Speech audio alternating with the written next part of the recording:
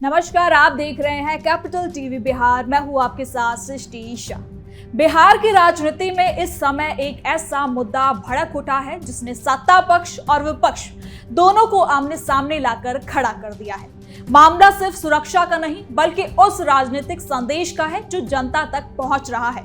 पूर्व मुख्यमंत्री नीतीश कुमार के बेटे निशांत कुमार को जेड कैटेगरी की सिक्योरिटी मिलने के बाद विपक्ष ने इसे बड़ा सियासी मुद्दा बना दिया है।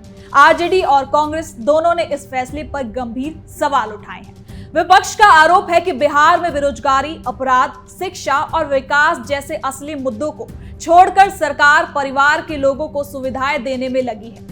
दूसरी ओर सत्ता पक्ष का कहना है कि फैसला सुरक्षा एजेंसियों की रिपोर्ट के आधार पर लिया गया है। लेकिन बिहार की राजनीति में जब भी सत्ता, परिवार और विशेष सुविधा एक साथ दिखाई देते हैं, विवाद तय माना जाता है। अब ये मामला सिर्फ सुरक्षा का नहीं बल्कि 2026 की सियासी जमीन को तैयार करने का जरिया बन चुका है। तो चलिए जरा विस्तार से जानते हैं क्या है ये पूरी खबर। निशांत की सुरक्षा पर सियासी संग्राम, बिहार में जेड सुरक्षा बना बड़ा मुद्दा। आरजेडी कांग्रेस का सरकार पर हमला, निशांत कुमार से क्यों घबराया विपक्ष। सबसे पहले आरजेडी ने इस फैसले पर जोरदार हमला बोला। पार्टी नेताओं ने कहा कि नेता प्रतिपक्ष तेजस्वी यादव लगातार जनता के बीच जा रहे हैं, बड़ी रैलियां करते हैं, हजारों लोगों से मिलते हैं, फिर भी उन्हें वैसी सुरक्षा नहीं दी जाती जैसी पूर्व मुख्यमंत्री के बेटे को दी गई है। आरजेडी का आरोप है कि सरकार सुरक्षा व्यवस्था को राजनीतिक ताकत दिखाने का जरिया बना रही है। पार्टी ने कहा कि अगर खतरे का आधार ही पैमाना है तो विपक्ष के बड़े नेताओं को भी इस तरह की सुरक्षा मिलनी चाहिए। साथ ही आरजेडी नेताओं ने इसे परिवारवाद का नया चेहरा भी बताते हुए कहा कि जो लोग दूसरों पर परिवारवाद का आरोप लगाते थे, अब वही अपने परिवार को सरकारी ताकत से मजबूत कर रहे हैं। आपको बता दें कि आरजेडी ने यह भी कहा कि लोकतंत्र में विपक्ष की भूमिका बेहद खास मानी जाती है और होती भी है। अगर सरकार विपक्षी नेताओं की सुरक्षा जरूरतों की अनदेखी कर रही है और अपने परिवार के लोगों को प्राथमिकता दे तो ये लोकतांत्रिक संतुलन के खिलाफ है। पार्टी नेताओं ने आरोप लगाया कि फैसला जनता के बीच गलत संदेश भेजता है कि सत्ता में बैठे लोग अपने करीबियों को प्राथमिकता देते हैं। इसके साथ ही इस पर कांग्रेस ने भी क्या कुछ कहा है, सब कुछ जानते हैं इस रिपोर्ट में। आरजेडी के बाद कांग्रेस भी मैदान में अब उतर आई है। कांग्रेस नेताओं ने पूछा कि निशांत कुमार आखिर किस संवैधानिक पद पर है, किस प्रशासनिक जिम्मेदारी में है या किस राजनीतिक भूमिका में है, जिसके चलते उन्हें इतनी बड़ी सुरक्षा दी गई। कांग्रेस ने कहा कि बिहार की जनता टैक्स देती है ताकि शिक्षा, अस्पताल, सड़क और रोजगार पर खर्च हो, ना कि वीआईपी सुरक्षा संस्कृति को बढ़ाने में। पार्टी ने यह भी आरोप लगाया कि सरकार जनता के मुद्दों से ध्यान भटकाने के लिए ऐसे फैसले ले रही है। कांग्रेस नेताओं ने कहा कि राज्य में कानून व्यवस्था पर ध्यान देने के बजाय सत्ता पक्ष सुरक्षा के नाम पर दिखावटी राजनीति कर रही है। उनका कहना है कि अगर राज्य में अपराध नियंत्रण, महिला सुरक्षा, रोजगार और स्वास्थ्य व्यवस्था पर समान गंभीरता दिखाई जाती तो जनता को ज्यादा राहत मिलती। कांग्रेस ने इसे सत्ता के संसाधनों का गलत प्राथमिकता क्रम बताया। बिहार में सुरक्षा पर छिड़ी जंग, निशांत की एंट्री से बदलेगा खेल, विपक्ष बनाम सत्ता आमने सामने, बिहार में नया चेहरा, नई बहस, जेड सुरक्षा से गरमाई सियासत। अब सबसे बड़ा सवाल निशांत कुमार को लेकर खड़ा हो गया है। आखिर विपक्ष को निशांत से इतनी परेशानी क्यों है? इसका जवाब सिर्फ सुरक्षा में नहीं बल्कि बिहार की राजनीति के भविष्य में छिपा हुआ है। निशांत कुमार लंबे समय तक राजनीति से दूर रहे। वो सार्वजनिक मंचों पर बहुत कम दिखे, मीडिया से दूरी बनाई रखी और राजनीतिक बयानबाजी से खुद को अलग किया। लेकिन जैसे जैसे बिहार की राजनीति में नीतीश कुमार के बाद नेतृत्व का सवाल उठने लगा, वैसे वैसे निशांत कुमार का नाम सुर्खियों में आने लगा। विपक्ष को लगता है कि निशांत कुमार सिर्फ मुख्यमंत्री के बेटे नहीं बल्कि भविष्य की राजनीतिक रणनीति का हिस्सा है।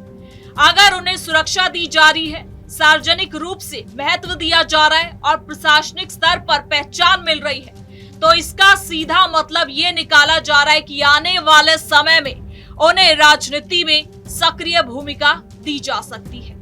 और यही वजह है कि विपक्ष इस फैसले को सामान्य सुरक्षा नहीं बल्कि राजनीतिक तैयारी मान रहा है। आरजेडी और कांग्रेस दोनों जानते हैं कि नीतीश कुमार बिहार की राजनीति का बड़ा चेहरा रहे हैं।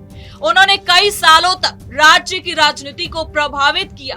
अगर उनके परिवार से कोई चेहरा आगे आता है तो जेडीयू को नई ऊर्जा मिल सकती है। अभी तक जेडीयू के सामने सबसे बड़ा संकट उत्तराधिकारी का रहा है। नीतीश कुमार के बाद आखिर पार्टी कौन संभालेगा, ये सवाल लंबे समय से बना हुआ है। ऐसे में निशांत कुमार का नाम अगर धीरे धीरे स्थापित होता है तो जेडीयू कार्यकर्ताओं को नया केंद्र भी मिल सकता है। यही संभावना विपक्ष को असहज कर रहा है। आपको बता दें कि निशांत कुमार की छवि अब तक विवादों से दूर रही। उन पर आक्रामक राजनीति या फिर भ्रष्टाचार के कोई आरोप नहीं लगे। वो शांत स्वभाव के माने जाते हैं। ऐसे में अगर उन्हें राजनीति में उतारा जाता है तो उन्हें साफ सुथरे चेहरे के तौर पर भी पेश किया जा सकता है। बिहार की राजनीति में जहां कई नेताओं पर आरोप प्रत्यारोप चलते रहते हैं, वहां ऐसी छवि चुनावी लाभ दे सकता है। विपक्ष को यही खतरा भी दिख रहा है। दूसरी बड़ी वजह सामाजिक समीकरण है। नीतीश कुमार ने सालों तक अति पिछड़ा, महिला, ग्रामीण और विकासवादी राजनीति का बड़ा आधार तैयार किया। अगर वही वोट बैंक भावनात्मक रूप से उनके बेटे के साथ जुड़ता है तो जेडीयू फिर से मजबूत हो सकती है। विपक्ष नहीं चाहता कि नीतीश कुमार की विरासत सहज तरीके से परिवार के भीतर ही ट्रांसफर हो जाए। इसलिए निशांत कुमार पर हर कदम पर सवाल उठाना विपक्ष की रणनीति बन सकती है। तीसरी वजह तेजस्वी यादव की राजनीति से जुड़ी है। तेजस्वी खुद नई पीढ़ी के नेता के तौर पर खुद को स्थापित कर रहे हैं। अगर निशांत कुमार भी युवा चेहरे के रूप में सामने आते हैं तो बिहार की राजनीति में युवा बनाम युवा मुकाबला बन सकता है। ऐसे में विपक्ष अभी से उन्हें घेर कर उनकी संभावित एंट्री को कमजोर करने में जुटी हुई है। और चौथी वजह यह है कि बिहार में परिवारवाद का मुद्दा हमेशा से बड़ा चुनावी हथियार रहा है। सालों तक आरजेडी पर परिवारवाद के आरोप लगते रहे हैं। अगर अब जेडीयू पर भी वैसा ही आरोप लगता रहा तो विपक्ष इसे बराबरी का मुद्दा बनाकर जनता के बीच ले जा सकता है। यही वजह है कि निशांत कुमार की सुरक्षा को विपक्ष बड़े प्रतीक के रूप में पेश कर रहा है। आपको बता दें कि हालांकि अभी तक निशांत कुमार ने खुलकर राजनीति में आने की घोषणा नहीं की। पार्टी तो ज्वाइन कर ली है, लेकिन अभी तक वो उस तरह से सक्रिय नहीं हुए जैसे तेजस्वी यादव या फिर चिराग पासवान नजर आते हैं। उन्होंने कभी बड़े मन से चुनाव लड़ने या पार्टी संभालने की बात नहीं की है, लेकिन राजनीति में संकेत अक्सर घोषणा से पहले दिखाई देते हैं। सुरक्षा बढ़ना, चर्चा बढ़ना और नाम का लगातार उभरना, इन सबको विपक्ष भविष्य की तैयारी के रूप में देख रहा है। आपको बता दें कि एनडीए का कहना है कि फैसला पूरी तरह से सुरक्षा एजेंसियों की रिपोर्ट पर आधारित है और इसे राजनीति से जोड़ना पूरी तरह से गलत होगा।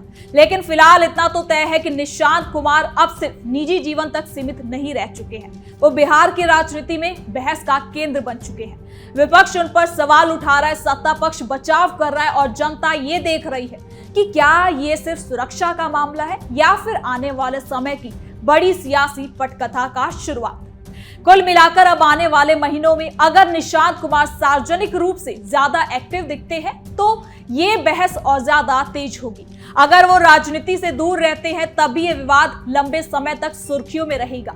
यानी कि बिहार की राजनीति में फिलहाल एक नया नाम केंद्र में आ चुका है और वही नाम आने वाले समय में कई समीकरण भी बदल सकता है। तो फिलहाल के लिए इस खबर में इतना ही। देखते रहिए कैपिटल टीवी बिहार।